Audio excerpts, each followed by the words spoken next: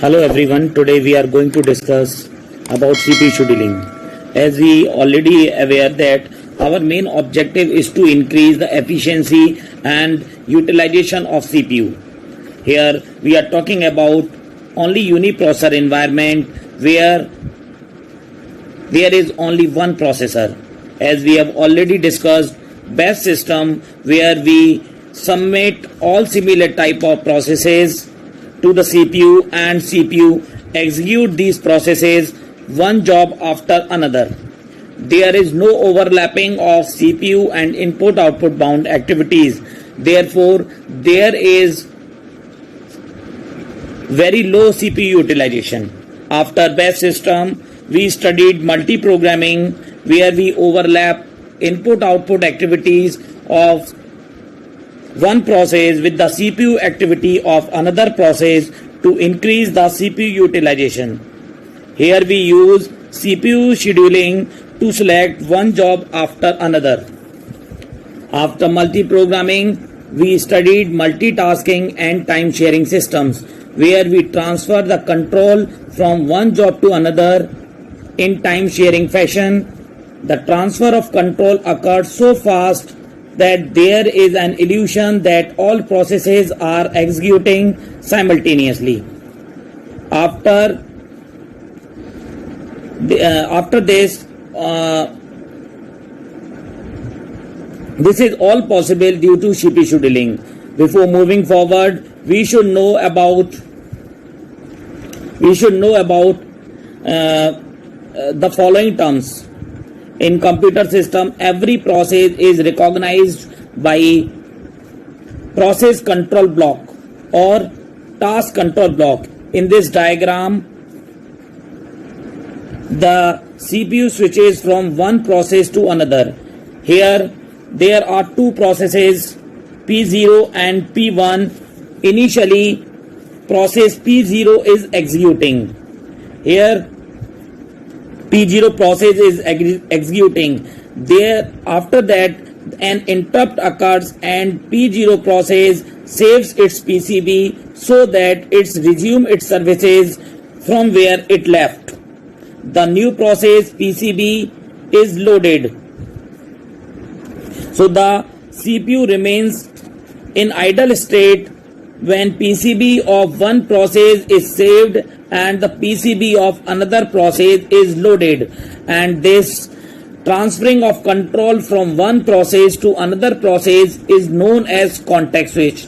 This context switch is completely overhead over the CPU. It means CPU does not do any useful work during context switch. In the system, there are various queues to manage these processes. For example, there is a ready queue which manages all the processes which are ready for execution but waiting for their processor's turn. Similarly, there is a magnetic tape queue which holds the processes that requires the services of magnetic tape. Similarly, there are various type of queues to manage these resources as well as processes. Now we come to the scheduling queues, and there is a ready queue, and the short-term scheduler select the process from the ready queue, and during the execution of the process, there are various conditions when the control is transferred from one process to another. Or we can say the control is transferred or one process is transferred from one queue to another.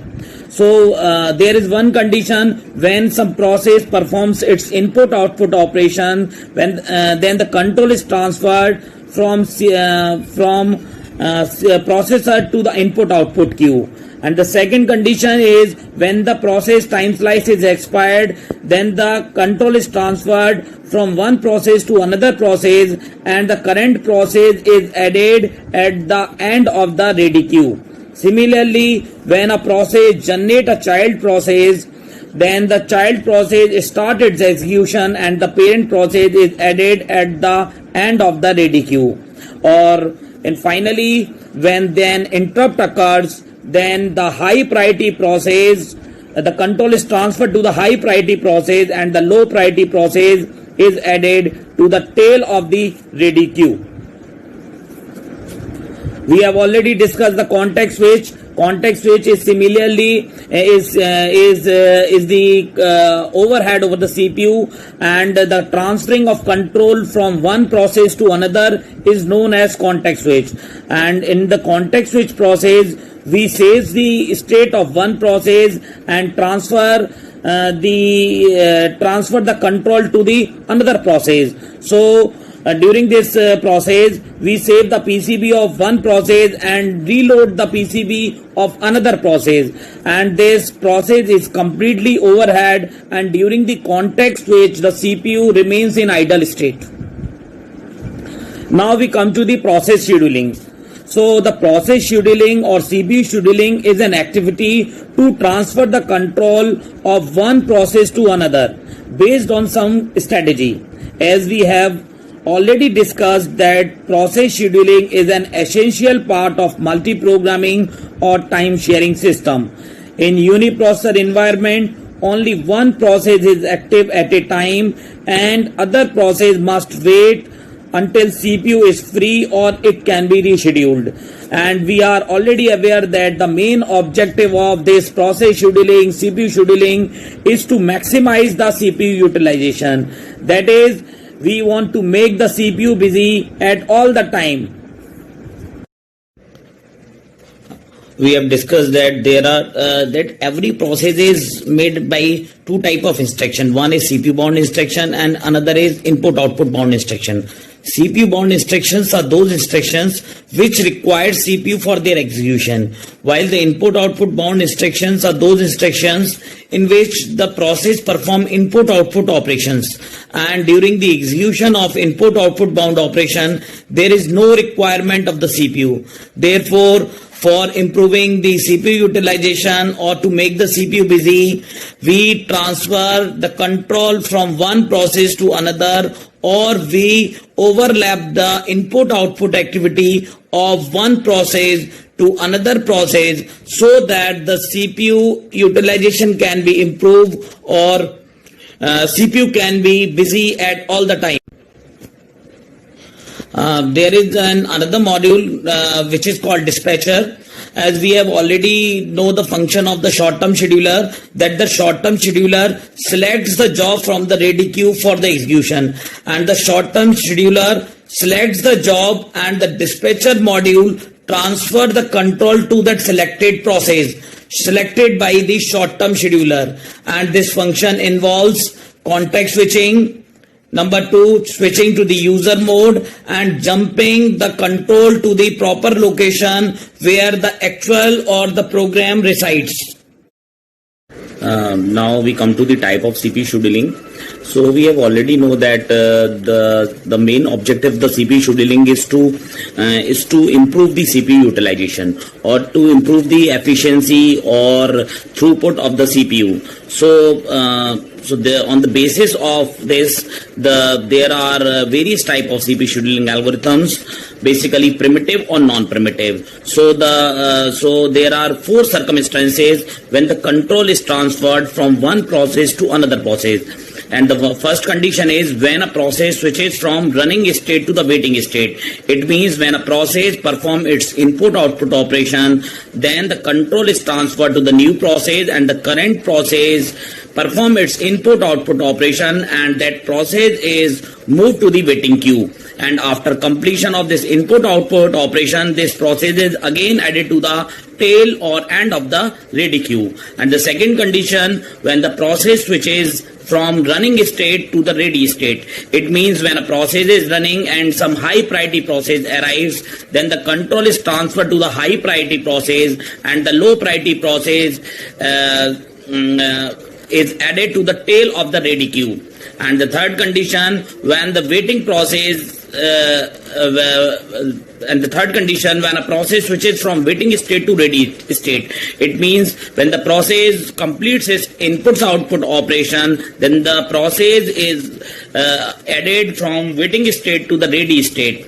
And the last condition, when the process terminates, it means in these 4 conditions CPU scheduler has to take some decisions or to transfer the control from one process to another process. The main objective is to increase the degree of multiprogramming. When the degree of multiprogramming is increased, then the CPU utilization automatically improves. Now we come to, now we have already discussed that there are two types of the CPU scheduling. One is primitive and another is non-primitive.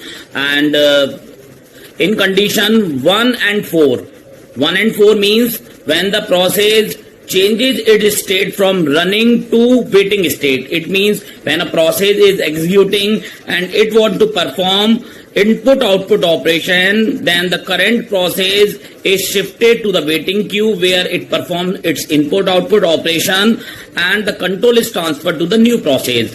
And the second condition, when the process terminates, it means the control is transferred to the new process. And so in non-primitive CPU scheduling, the first and fourth condition should satisfy, then the control is transferred to the next process or another process. In primitive CPU scheduling, running process to ready state, running state to ready state. It means when one process is executing, then the control is transferred to the high priority process. Then the low priority process or the current process which is executing is shifted to the ready queue and the control is transferred to the new process. And again the next condition is waiting to ready state. It means when the process completes its input-output operation, then this process is added to the ready queue, and from the ready queue, if this process is of higher priority or this process have higher weightage, then the control is transferred to the new process. As we discussed that non-primitive CPU scheduling, under non-primitive CPU scheduling, once the CPU has been allocated to a process, the process keeps the CPU until process is terminated or switches to the waiting state.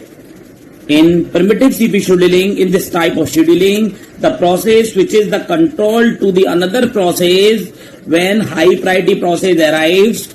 Number 2, the time slice or time quantum expires. Number 3, the process completes in its input-output operation, or process generate a child process or call a fork system call.